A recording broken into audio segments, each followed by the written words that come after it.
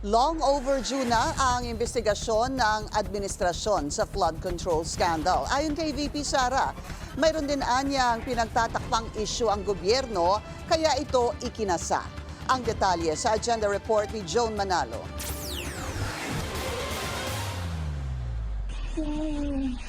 Kung seryoso lang talaga ang presidente, tapos na yan, isang araw lang, matuturo niya lahat ng may kagagawan ng korupsyon sa budget.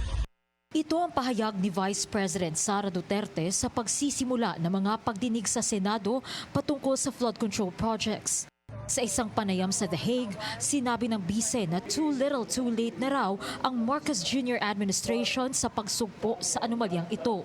Alam naman na natin yung problema na korupsyon sa flood control. Hindi lang sa administrasyon na ito, sa mga lahat ng mga dumaan na administrasyon, hindi lang sa administrasyon ni Pangulong Duterte. Alam na natin yan lahat. Naging mayor ako 2010. Meron ng issue ng flood control, corruption. Kaduda-duda rin daw na bigla na lang ikinasa ang malawakang investigasyon. Sabihin, meron na naman siguro silang niluluto behind the scenes na syempre hindi natin nakikita dahil lahat tayo nakatutok doon sa flood control corruption. Pinanindigan din ni VP Sara ang kanyang pahayag na may korupsyong nangyayari hindi lang sa flood control projects, kundi maging sa iba pang mga proyekto ng gobyerno. Isa na nga raw dito ang school building program ng DepEd.